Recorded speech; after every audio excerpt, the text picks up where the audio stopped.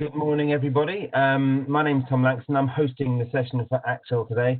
It is on Introduction to Advanced Teaching Tools on Moodle, as you can see on screen. So thank you very much for joining us. And Axel, I'll pass over to you. Thank you very much. No, thank you. Just to give you a reminder, because I am working with two screens, I'm going to try to share some of my Moodle sites. So if I sort of miss something or I forget to move slide, please let me know. So I am Axel. I work in the Department of Psychology, and I teach mainly in distance learning programs. So what I'm going to talk about in the next hour is how we can enhance our Moodle site. If you're an expert on Moodle, you might find this session slightly redundant. And the reason why I say that is because myself, I am not an expert on Moodle. I'm not even a technical expert. So please don't ask me any technical question. I probably know as much as you do. It's just that I might have a little bit more experience of using some of those tools on Moodle because this is the main teaching platform that we're using for distance learning students. So I don't know everything on Moodle. There are still tools that I haven't used because I can't see the purpose of using them in my teaching my discipline and with the type of students I'm dealing with, which is mainly postgraduate students. And there are still tools that I am aware of, but I don't really want to use because I'm actually scared of using them because they seem very, very complicated and very technical. So today what I'm going to show you is a few tricks regarding some technical side of Moodle, but it's going to be very gentle and very small. But the session is more going to be how we can use some of those tools in context. And I will show you some of the example that I've developed on my Moodle site and which I've designed in the past with our distance learning students. They are by no means perfect, but it should give you a flavor about how you can add a little few things to enhance your Moodle site. Again, they're not fancy stuff, so rather accessible for everyone, which obviously brings me to something I wanted to mention about blended learning, because blended learning is not a competition of technology. It's not an overload of technology and tools that we can use on virtual learning environments, but it's more about how we can use the online tools that's available to us to achieve various learning outcomes and create this enriched teaching online environment. So the idea is not, I have this tool, what can I do with it? But more about, I would like to do this activity. What is the best tool I can use to deliver this online? And that's really the most of using Moodle, really.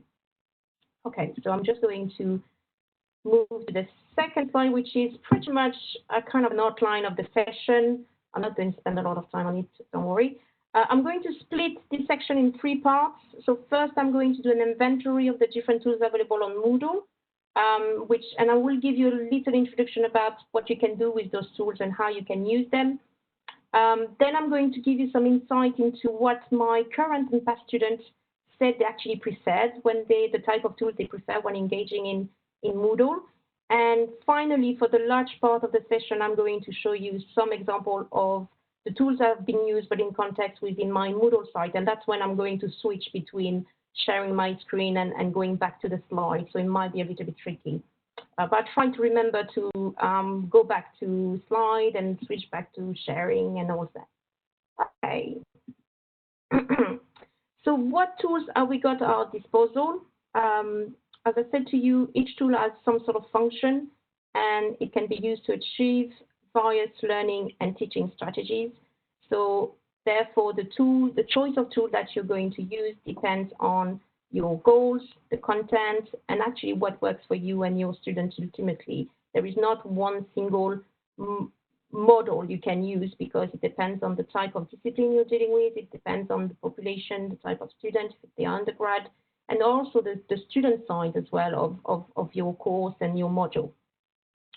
But basically, the various tools that we have can be divided into four main learning and teaching strategies. So we have the tools for learning assessment, the tool for communication and collaboration, the tools for information transfer, and finally the tools for interactive delivery of content. You're likely to have use tool for learning assessment with Turnitin, and I'm not going to talk much about that actually.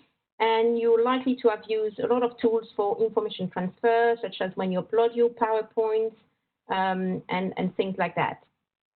So I'm talking about, this sort of very mainstream model of a face-to-face delivery with lecture type, and everything is just uploaded on Moodle. Moodle is more of a repository of resources rather than being really a virtual learning environment. So you're likely to have met a few or use a few of those tools for communication and collaboration, especially with forum or announcement board. But we're going to have a look in detail about all of those. The most fancy stuff is really the tool for interactive delivery of content. And I know you had a session with Thomas on H5P, so I'm not going to bore you with that again if you've managed to attend this session, but obviously you can always watch the recording, and there is another repeated H5P session on Thursday at 9 o'clock. So again, if you're interested, but I'm not going to overlap too much. So that's probably the boring stuff, because I'm going to go through all the different tools, and I'm going to try to explain what they are, what they do, and whether I've used them as well, because it probably will give you a flavor of if it's likely that it's something you're going to use. So we have two types of assessment learning tools. So we've got the informal assessment tools and the formal assessment tool. So you're likely to have met at least the formal assessment tool with Turnitin assignment tool. For the informal, we have quiz, questionnaire, and choice. So the quiz is, as the kind of the name says, it's kind of a quiz tool, and it will let you administer a wide range of question types with different sorts of layout and order, and you'll be able also to get to develop some different type of feedback based on how a student perform on the quiz. A questionnaire is more of a survey type of tool. So again, you can use a wide range of question type. As far as I'm aware, in the questionnaire, you can't give individual feedback, and you can't grade people, but you can award a grade for the entire activity. And as I say, as I'm aware, it's because I've not used the questionnaire or the quiz in my teaching practice, because I don't see, the sort of subject I teach and the sort of students that I teach, we don't have news for quiz or questionnaire, but I can see the benefit of it with big student and undergraduate course where you want to kind of assess whether they've learned some of the content that you delivered, how you delivered the content. So it could be useful, but at present I haven't found the use for it. I've used choice, and choice is an activity that allow you to post a question and specify multiple response, and then the student has to pick one of the given choice. And I'm just going to show you. So that's how I'm starting to share content, and that can go very wrong. So I'm sharing at the moment. I'm on to one of my Moodle page, and I have to go to something else actually. I did prepare because I have several Moodle pages.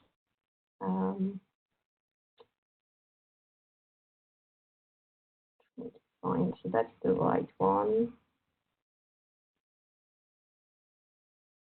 So you can see here I've used the choice, and it's probably slightly diverted from its original content. So I've used choice to actually set up some meeting dates, because I wanted to meet with my student. So if I click on it, you can see, so obviously that's the question and what you want to ask them. And you can see the type of response. So it will show you a graph with the most sort of popular type of option. So you can see that in that particular sort of question, all my students, I had 100% response, and all my students were free on that particular day. So it was allowing me to find a day. And you can view the response, obviously, here if you want to see which students have sort of taken part, if you don't have 100%. So it's kind of a useful tool. Doesn't have to be just for setting up meetings, but for me, I find it's really useful in not going outside and not using Doodle and all that sort of platforms, so that it's everything is in one place. And you probably will see that what I like about Moodle is that you can keep everything in one place. And that's why I tend to use the tool on Moodle, even though there might be other tools that are available elsewhere that might be more effective. Okay. In terms of the formal assessment, I'm not going to talk about Turnitin because all of you probably know Turnitin. I'm going to briefly mention about Moodle assignment because some of you might not know the benefit of Moodle assignment and why you could be using Moodle assignment over Turnitin. So the difference with Moodle assignment is that there is no Turnitin plugin in Moodle assignment. So it might be possible that you can add it up, but I don't know about that. But what you can do is the advantage of Moodle assignment is you can have students to submit files, but they can also enter the response into a text box. You have more sort of flexibility around how many files your student can submit. The size files as well, which is much bigger than Turnitin. We had issue with dissertation in the past where the dissertation with the appendices were too big for Turnitin, so we had to set up some additional Moodle assignments Dropbox so that they can actually submit the additional material. But it works exactly in the same way. You set up deadline, cut-off date. You can even provide feedback and grade. So it works in the same way. The only disadvantage of that is obviously you can't assess originality and plagiarism, but it is also an advantage for things such as using a template, a departmental template, such as an informed consent. So then you don't have this sort of inflated originality percentage that's just due to something that is used as part of a template. Okay, I think I can see some question, but I might actually come back later. I think Thomas will. Okay, let's move on to the next one. The first tool I want to talk about is chat, and I don't know if you've seen it, if you used it, but if you haven't, please, I'm making a case for it. Students absolutely love chat. Chat is a tool that will allow real-time text-based conversation with students. You can have multiple chat rooms that can be set up for the same Moodle site. And personally, I've used it as a weekly and daily point of contact. So I'm just going to show you again what it looks like.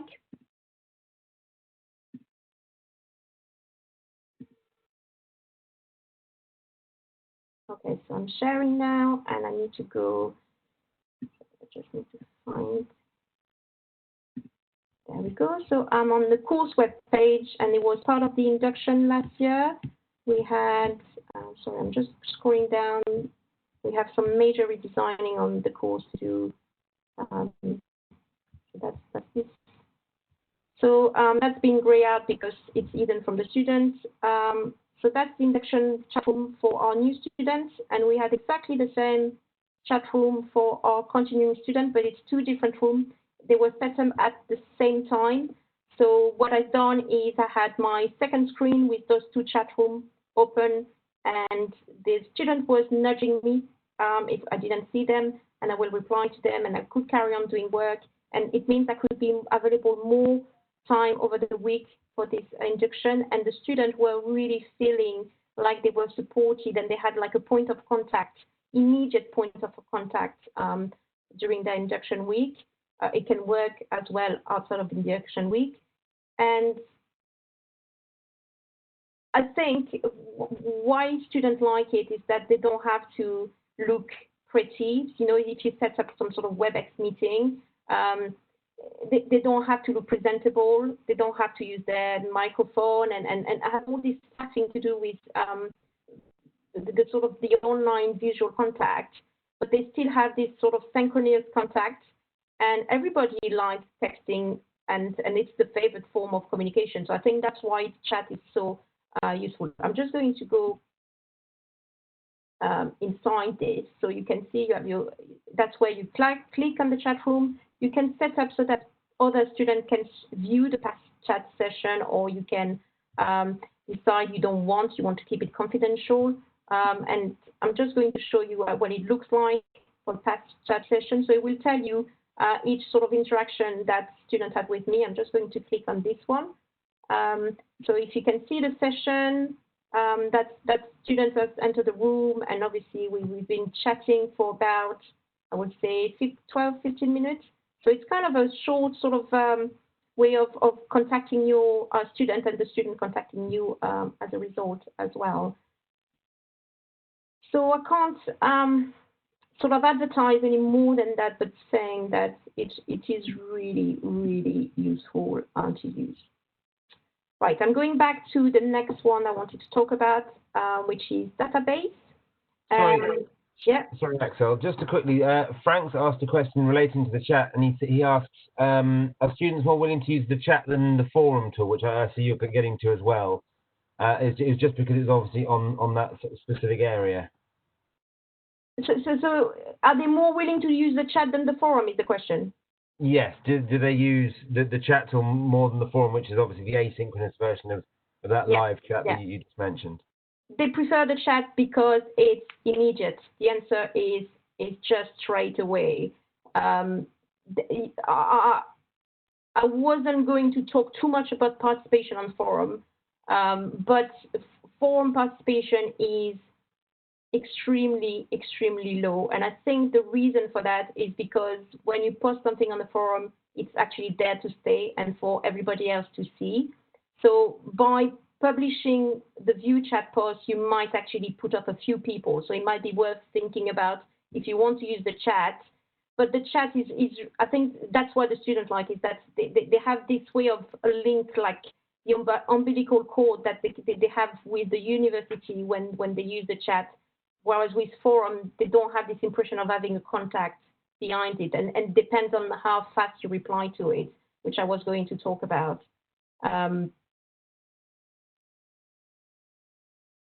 The chat room, still on the question of the chat room could potentially work with large cohort of students, but it is very unlikely you would have 110 students talking at the same time and answering at the same time. At the most I had was probably 3 or 4 students chatting at the same time, and it is pretty much manageable. If you think about all those sort of tele work where, you know, they have to chat with several people at the same time, you know, when you contact BT or something, you appreciate that there is someone and you can see the person is kind of typing or something. And there is a way of you managing that. Oh, I'm sorry, I have a lot of students, so I will answer to you, but please bear with me or something. But I think there is a way of working with it. And it's all a case of trying out and see whether it works or not. And it could be a good way of managing a large cohort of students without having to be online compulsorily, especially for 4 hours. And if students have 4 hours and they can see that you're busy, they might actually come back. Okay. I hope I've answered some of those questions. Database is this tool that will sort of provide you with a bank and display of bank of records. So you can design the format and structure of those entries, and it can include image, URL, text, files, whatever. I haven't used this tool up to now, but I will use this tool next year because I'm designing a research project module site, and I would like to have like a bank of resources, and I might actually ask the students to actually collaborate with the bank of resources, and if they found something that's useful in terms of, you know, stimuli and things that can allow them to actually build up their study, then we will put that in the bank of resources. So that's how I think I will use the database tool, and I think it has a good purpose for me. I'm not going to cover forum just now because I will cover it in much detail. Glossary, I probably don't have to explain what is a glossary and the sort of tool it does. It's a tool that does exactly that, which is this sort of dictionary type on your Moodle site. The beauty of this tool is it can be a collaboration aspect, because you can ask people to collaborate, and students can add entry, but obviously it will need to be moderated if there is any sort of collaboration, because obviously you don't want students to actually write things that are inaccurate. But it has some potential in terms but things around, I'm thinking within my field and my discipline, things around definition of certain concepts, such as what is neglect, or so that's sort of very tricky concepts that are pretty much constructed, can be useful to actually sort of develop as a glossary, and where students will define more in the current context what it is like to this concept is mean. I will talk about wiki because I will show you an example later on. Same with workshop and WebEx. I don't think I need to show you anything about WebEx, but I will make a case for WebEx over Zoom in a minute. So I leave it up to that, but I have something towards the end. Okay, we kind of carry along with tools of information transfer. I am not going to tell you about files and folder. I'm sure you know about that. I want to talk about Book because I don't have a very good experience of using Book as a tool, but it could be my own experience and the fact that I haven't used it properly. But Book is this sort of resource and tool that you can use, which is formatted like a book with chapters and sub-chapters. And the benefits on paper is that it does organize material for students. It provides a clear indication of the depth of the learning that's required, and does provide all the learning material into one place. And that's something I haven't done actually, because I've done this separately in different topics, but I should have done just one big book of the all material for the module, sorry. But my experience of using Book is that it was time consuming to actually put it on Moodle for me, but it's not the main point. But also I felt that students were not engaging because it was online, and students do like to actually study offline sometimes. But we're dealing with distance learning students who have full-time jobs, so sometimes they're carers, they work at night, and that's when they study. So they don't have compulsorily an access to internet, so they like to print stuff, very old-fashioned, and that's something to take on board.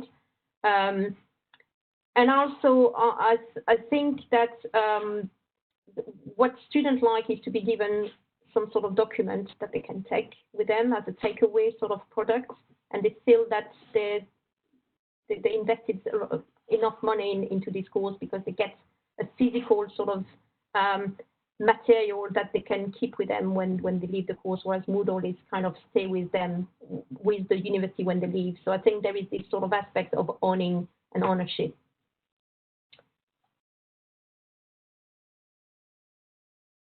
Okay, page, it's when you can post video and create a blog-like type of information, and I will show you if you want to. So again, please, if you want to indicate, if you want me to show you how to embed video on Moodle, I'm happy to show you that. URL page is a tool where you can post a URL so that students don't have to type in the browser. And when you do it, it's nice to actually look at the setting, the different type of setting, because you can either open your URL in the same window, in a new window, and it's better to do it in a new window so that students can go back to the Moodle site when they close the URL, the window with the URL. Glossary, we've covered that. Lesson, I will cover that in the next slide, though I don't have a lot of experience of doing lesson. Voice tool is a tool that students actually really like, and I will cover that later on, and we'll show you an example. And same with Form and WebEx. It's all coming. It's all coming. Okay, so that's the fancy stuff, which I'm feeling slightly out of my depth, to be completely honest with you. I have used lesson. I've never published a lesson. I've tried to implement a lesson. It has been an absolute disaster. But it doesn't mean anything about the tool itself. I think it was just me being out of my depth and needing to learn more about the tool, and the fact that sometimes you want to implement something, but you just don't have enough time, and then the course needs to, the module needs to be live. So I think I need to allow myself a little bit more time to actually get that. I don't think it's particularly useful in psychology and the sort of things that I teach, but I can see the benefits. So what the lesson is doing is it's sort of HTML pages where students can make some sort of choice underneath the content area, and then it will take them to another sort of specific page in the lesson. And you can design your lesson in different sort of manners, linear sequence, branching, etc., etc. SCORM package is probably the thing that I clearly don't have a lot of understanding about, so I might actually say something slightly inaccurate. But I think there is more potential for SCORM because the university has recently acquired Articulate for the whole of the university. So SCORM is a format. It's a format that will sort of design interactive course in a way. And you use Articulate, as I said, it's the software that we have. And it will create some sort of storyline like A5P. I'm not really 100% sure about the difference, the similarities between the two, so I'm not going to say too much here. H5P, I think, is one of the fancy stuff on Moodle, but I think, to my opinion, of this average Joe that's not a techie person, it probably has the most potential because everything is in there. There is no faffing with another software. You don't have to be too creative as well because you have all those different sort of creative ID and sort of interactive stuff you can do. So I think if there is for me, there is probably a future in using HIP. And I think if I have more time, I probably will use interactive video. These are the most popular ones: interactive video, interactive presentation, and branching scenario with like case study when we're talking in psychology can be very relevant. Have I used H5P before? Yes. So very recently, I've used H5P. I had a talk with Johnny Bell in the Science e-learn team, and it kind of inspired me to.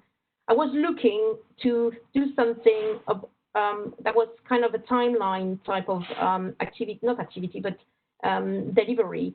And I couldn't find anything that was useful. I was looking at Gantt chart and all that sort of thing. And when I had a chat with Johnny, he said to me, oh, you can do a timeline, interactive timeline on H5P. And so I've used H5P this year to do an interactive timeline. And I'm just looking at time.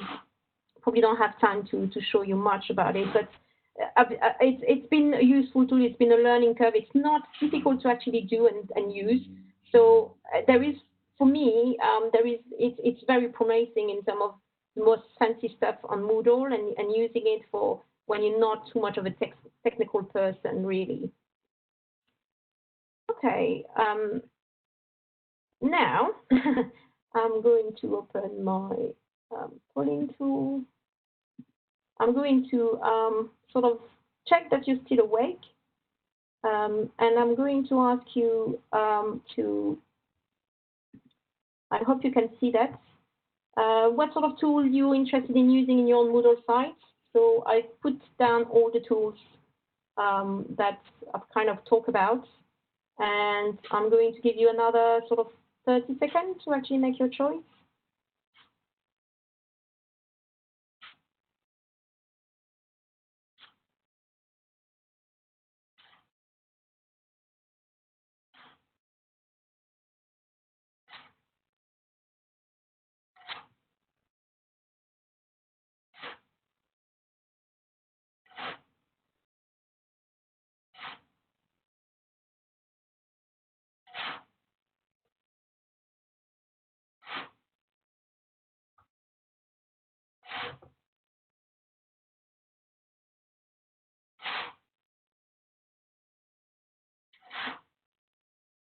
Okay, I'm going to close the poll. I'm sorry for those who haven't had to finish. I'm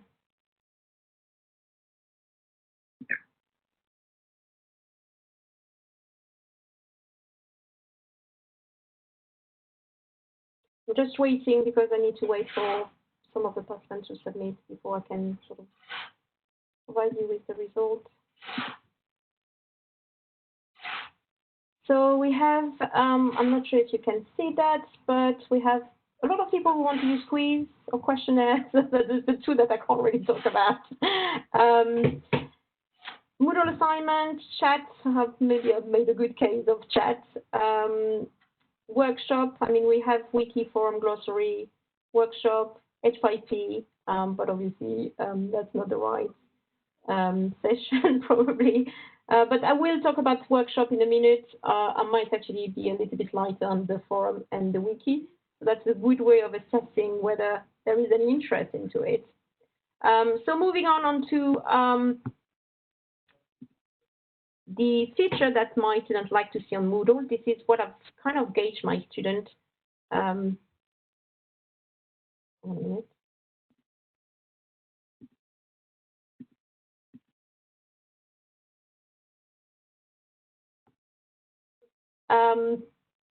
So I'm always asking my students what they like to see, what they don't like to see. As it happens, I was supposed to do take part in the Moodle conference that Trinidad was organizing for science faculty, and that was supposed to happen in May.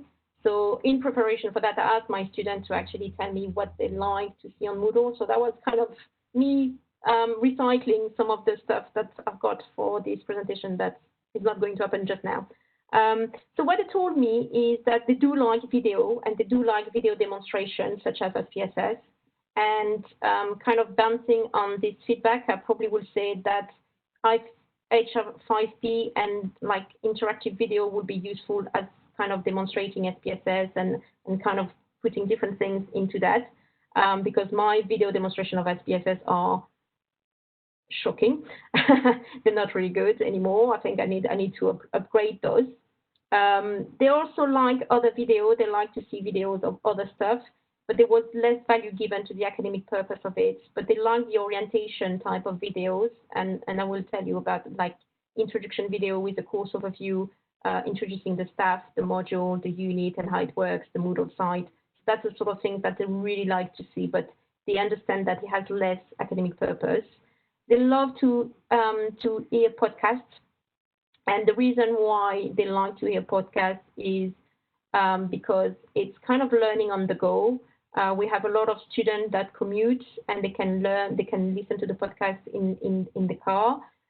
We have students who have a lot of things they need to do, like cooking, and they can listen to a podcast as they do something else. So they don't need to sit at the desk, and actually they can still engage in learning without having to actually find some study time per se.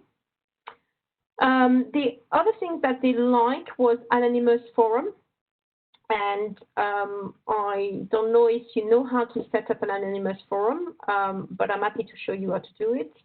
And on the topic of forum, they like to have forum. They find it very useful, but what they said is that it needs to be structured with activity. An empty forum is not going to be useful for them. It has to be this sort of platform for them to discuss something that has been set up as part of the module material. So that's what my student said. So now I'm going to move on to practical example for the remaining of the session. And I wanted to talk about forum, but I might actually just show you very briefly a few things. Is there anyone who got any need of me showing how to do anonymous posting? Or are you all okay with that?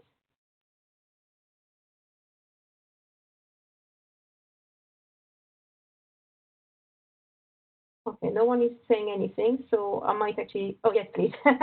Sorry. Well, I think it's nice to actually refresh our minds from time to time. So just going back to my, maybe not this one, but I can set it up here.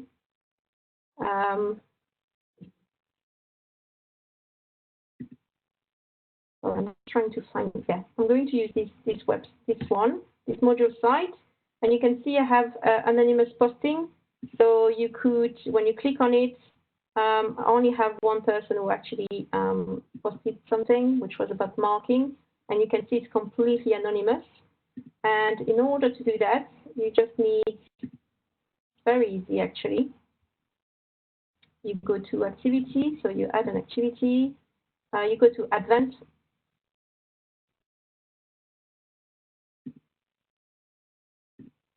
Sorry, I'm just have something gray out in my.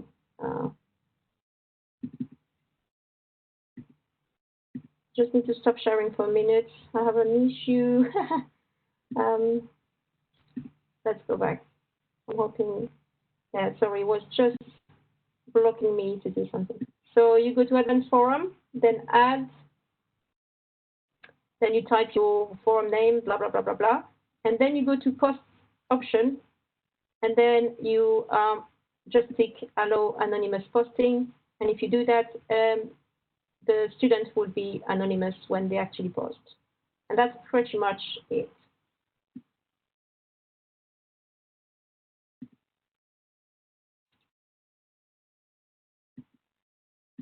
I need to stop sharing.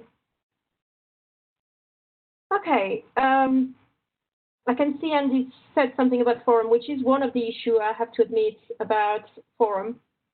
And the reason why I wanted to talk about forum actually is that it seems that it is very easy tool to set up, but it is actually very difficult to moderate and facilitate.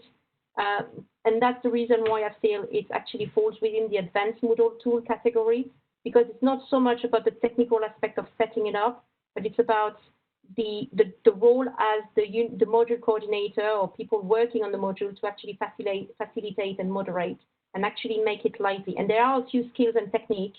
I work for the Open University as well, and I probably receive what's worth of 2 or 3 weeks of training on how to actually manage a forum and how to ensure active participation in a forum. So it's not something you can learn overnight, but just to give you some quick trick and tips that I've learned throughout my sort of experience of training to use forum and using forum, a wide range of forums. We had forum at the Open University where we have to deal with 1,000 students at a time. So they are very, very massive forum. So the forum is good to keep in regular contact with your students. And but how can we increase participation and make the most of the tool? That's really the question I wanted to mention very briefly. And the first thing I will say is that you need to set up some activities and discussion. Like my students did feedback to me, an empty forum is not going to be a forum that's going to be used, because if you don't give directive to your students, then they're unlikely to take part and be proactive. You need to be the one to be proactive. And another thing that I've realized work well is when the forum activity are embedded within the rest of the information delivery content. So when you have some sort of knowledge and content delivery, you need to actually make sure that your activity is kind of, the student can see where it falls and what is the consequences of it and why you've engaged with this activity. And I have an example in one of the booklets I've done that I will show you in a minute, but I don't want to sort of switch between sharing screen and the PowerPoint. The second issue is response time. And that's really, it's kind of a balancing act, really, because you need to find a balance between replying too quick and too slowly. So if you're too slow to react, then students are likely to think that you're not interested in what they have to say, or what they have to say is completely uninterested and inaccurate, and it will actually knock down their confidence, and they are unlikely to actually post ever again. But if you respond too quickly, if you're too keen, too eager, then you're likely to actually off-put a lot of other students, because you need to give them the opportunity to actually interact with each other. And your job is not to provide the answer or take part in the discussion, but our job as lecturer and teacher is actually to facilitate and moderate. And by facilitate, there is a few techniques you can use. One of them is waving, and waving is kind of your role as a facilitator is to keep reaction and discussion moving along and enabling the student to actually reflect on what they're saying. So it does imply having some sort of input, but that input is going to facilitate the discussion rather than making a stop to the discussion. In the issue of timing, what I tend to do when someone actually posts is I tend to reply straight away, but I tend to say, thank you for your message, really interesting, maybe a bit more personal than that. But I am going to leave it for a few more days for other people to actually take part and take part in the discussion. So I'm still opening up for other people to actually take part, but at the same time, I am acknowledging that I've seen the post, I've read it, it's interesting, and I will feedback to it at some point in the future, but just not now. The other thing you have to do as part of your role as a facilitator is to summarize, especially if you have a large cohort of students. You need to draw together the major points of discussion and refocus students' attention, usually after between a handful and 10 posts. Because sometimes, and you might see it yourself if you ever write in forums, you want to participate in the forum, and there is a discussion point, there is something that has been sort of the central point, but someone has sort of deviated the discussion, and it's kind of very difficult to actually go back to it and try to redirect the discussion. And our job as facilitator is actually to do that sort of thing. So it's very important to keep an eye on your forum. It's not something that's self-managed. That's very important. And one last thing I wanted to mention, but I do not have time to talk too much about it in detail, is to managing challenging behavior, especially when you have big cohort of students, where they start saying things they're not supposed to say, they start being judgmental or having a go at other students. So it's very much like in a classroom where you have to manage behavior and challenging behavior. What I usually do is either at the beginning, I put a post in the forum which said, this is online etiquette, this is how you need to behave. But that's kind of very directed. But what I can do as well, what I like to do is sometimes set up some induction activity where I ask the students to collaborate together. So it's a great idea to get them to know each other and to draw a sort of set of contracts with ground rules about how they should behave in online forum and more generally online. And then once everything is put together, such as using a wiki, which I'm going to talk about in a second, then you can sort of publish that contract, that etiquette contract, and then they have to abide by that rule, and they know exactly what to expect. And if they don't, then you can actually take action in terms of deleting that post and things like that. Okay, I've been blabbing a lot about, and I will show you. I haven't forgotten about it, but I will show you how to embed forum activities within your material. Wiki. It's another useful tool. Again, you need to, as a lecturer, you need to work hard about participation and make sure that your students actually take part.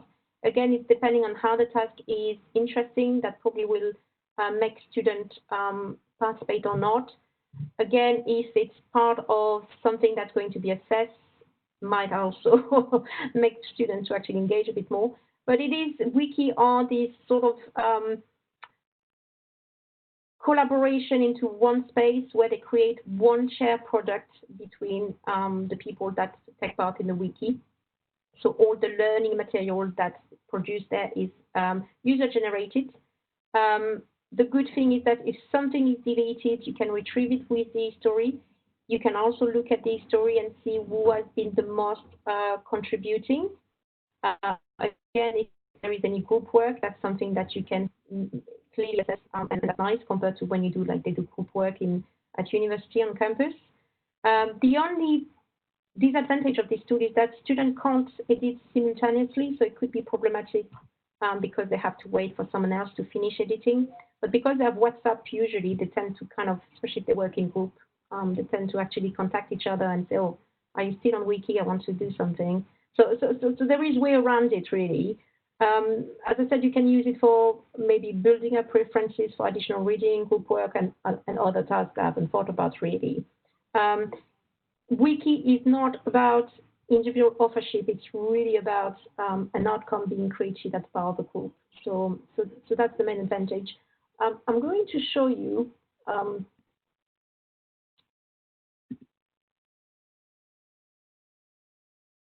I wanted to show you, I'm trying to find, just trying to find all the stuff. So that's workshop that I've been using.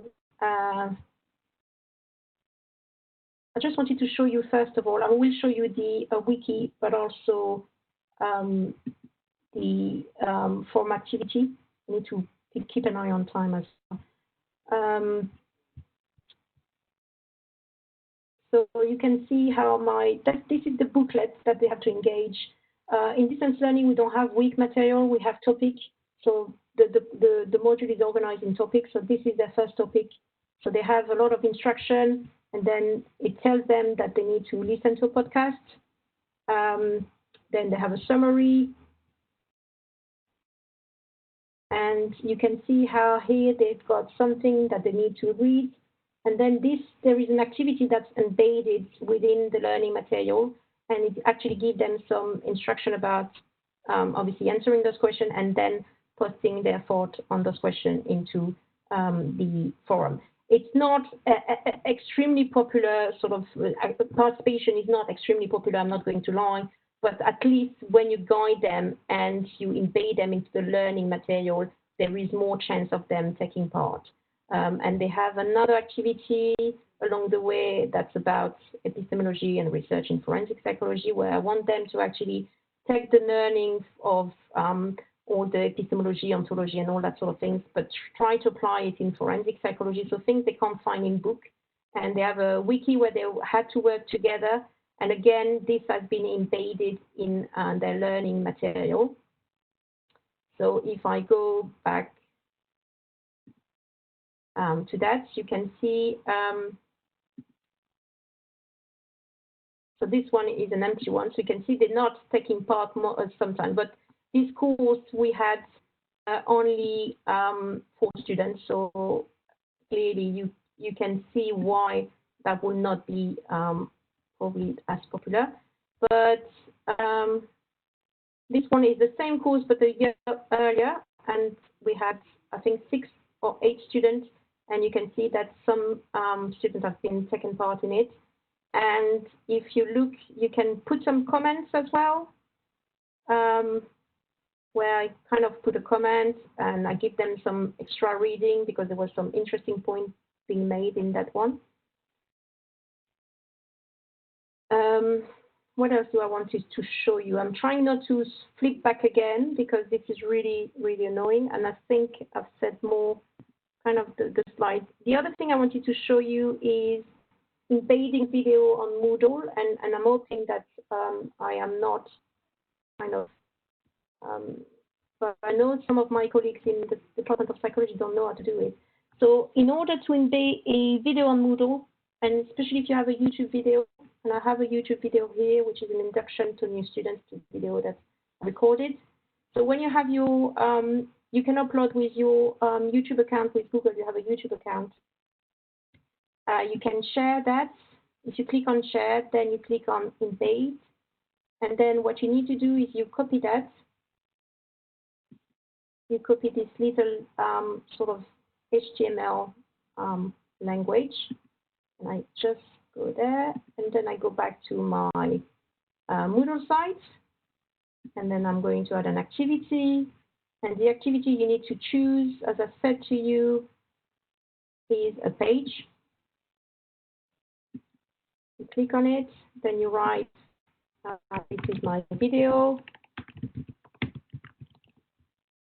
And then in the content, what you need to do, you click on this little arrow, and then you click on this, which is the HTML code. I'm not asking you to code. Yeah, no, Thomas. I like to. And then you just paste this, and if you click back on the HTML code, you can see that my video is now here. You can also make it so that your video is not kind of appear in the front page. But obviously, I'm not going to do that now, and you can always ask the e-learning team how to do that. Something that I did say my students absolutely love is welcome video and how the unit work. So I'm just going to show you, I've done one here. So that's a welcome video to the research project. So you can see it's 1 minute long. I'm just going to play like 10 seconds of it. Hello and welcome to the research project module. My name is Axel Philippon and I am your module coordinator this year. So now I'm going to give you a whistle tour of the module in this welcome video. So it is a 30 credit module. So you can see how you can very nicely and create short video. And I know I've seen the chat, and Thomas was talking about Panopto. I mean, it's something else to learn, and I probably will learn to use it. But at the minute, that's how I used to work, because not a lot of resources have been put into Moodle until now. So we had to deal with what we had at the time.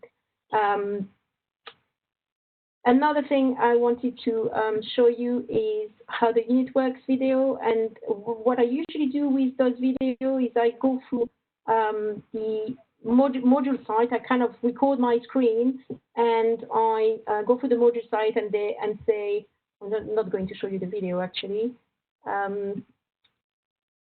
But I just say, okay, this is your Moodle site. This is where you will find my contact details. So you can always contact me using my phone number, da, da, da, da, da. So that's where you're going to find your surgery hour. And on that topic, I wanted to say, I like WebEx because you can, at the moment, because we might be able to actually embed Zoom in the future when we get Zoom on Moodle site. But what I like about WebEx is that everything is in one place. So you don't have to send WebEx link and invitation by email to your students. They go on your page and they know exactly where to find things. So with the surgery hour, then it's, and when you want to add a WebEx, it's kind of, you add an activity, you choose WebEx, you set up your time, etc., etc. So it's really, really easy. I have an example of how I've sort of embedded my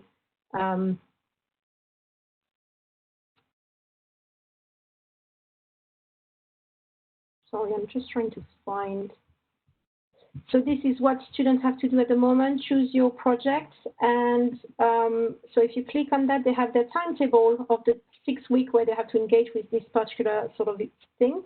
And they have all the link to the, Moodle video that's on Moodle, read the document, and they have all their meeting where they can click on it and they will send them to the meeting. So they have one tonight. So if I click on it, then I can sort of, at the time where they can join, they will be able to join via Moodle.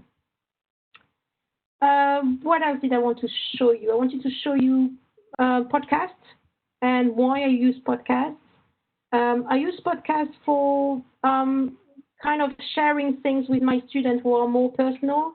So for instance, this is a module on publication and dissemination. It's from a professional doctorate in forensic psychology. And what I've kind of recorded is me talking about my first experience of submitting a paper for publication and being a reviewer. So trying to sort of manage some of the anxiety that our students might have because they don't know what to expect. And that sort of things you can't put really into a Word document, because that's my experience. I don't want to put it in Word, and I'm not such a big writer. I'm not a blogger as well, so I don't write very well. But I can talk as much as I can be. And yes, the last one I wanted to show. Sorry, it might actually leave us just 5 minutes for question. Is and it's there actually. It's the workshop. So workshop. I've used workshop in 2 different sort of aspects. One which was more of a formative type of assignment, and one that was more of a summative assignment, where they were actually marked on their ability to respond to feedback. They were marked on their ability to actually provide feedback on other people. So the way it works is that you set up a task, an activity, an assignment, if you want, where students need to do something. And then what they do is that they upload their assignment on the workshop, and you provide some instruction for assessment. You set up the description of it, and once they have submitted, then you can allocate submission. You can allocate submission before, but I don't like that, because if it's a formative assignment, they might not all submit, and then you end up with groups and pairs, and that's where you have people missing. So I like to do it at the end. Obviously, we only had 4 students on this one, so it's an easy one to do, and it was a summative assignment. But I wanted to match them in terms of their ability and their level, so that the quality of feedback would be in line with each other student.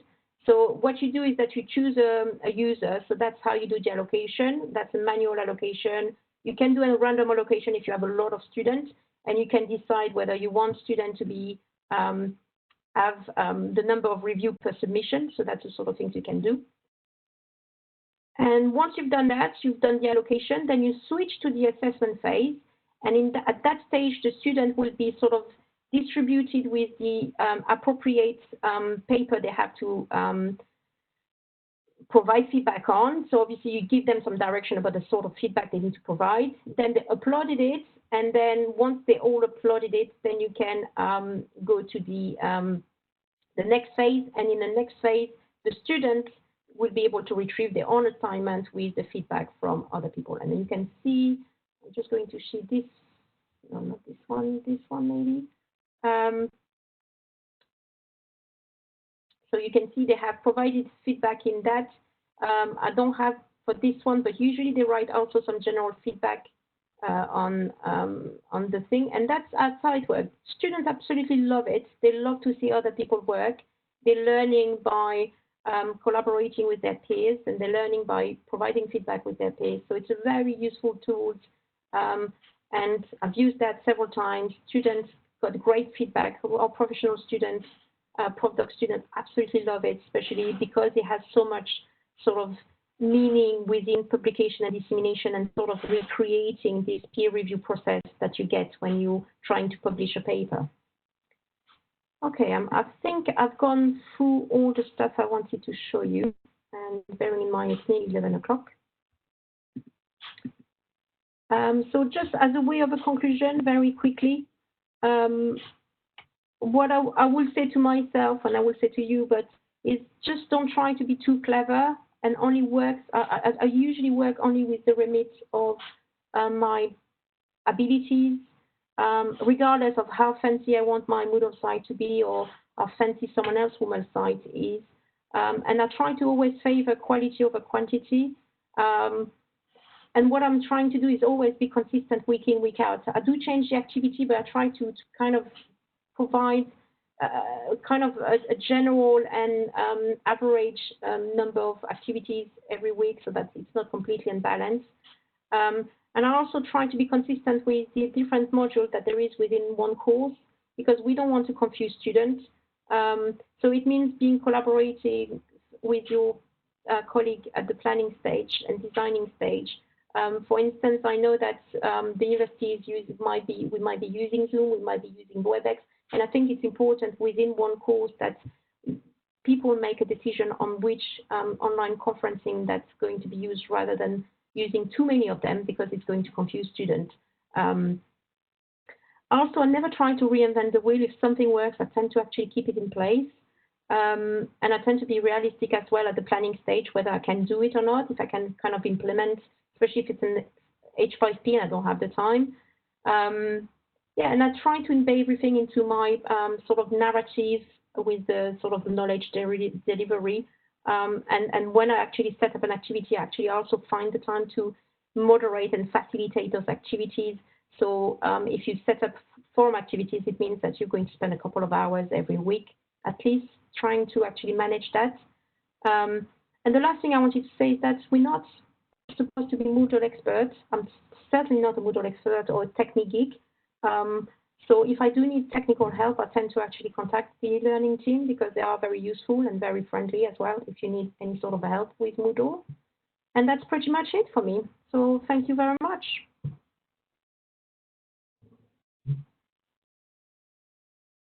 Thank you, Axel. I was just answering a question at the end here.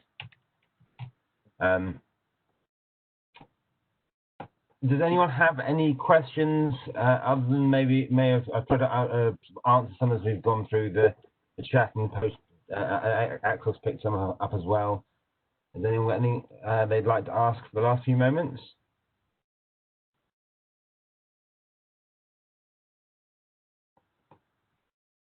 It would appear not. Getting a lot of thank yous, which is good. I was being that clear. Great. I might have mentioned a few inaccurate facts, but you have corrected me, Thomas. I think I think, as you say, a lot of it is getting familiar with certain bits. So, like the book, obviously, it's about structure. you can choose to print the book as a PDF or download it as well. So you can then obviously have hyperlinks where the PDF may not be as dynamic, although you can obviously do it. The thing with the thing with either downloading a PDF or downloading a book in itself is kind of knowing you need to do that before you lose connection. So either way around, you need to know that you may not have internet before you get to need access to things. But if anyone wants to ask any questions again, feel free to come back to us at a later stage, and I'm sure we can sort of work together to give you what you need to know. Right, I shall stop the recording. Well, thank you everyone for listening.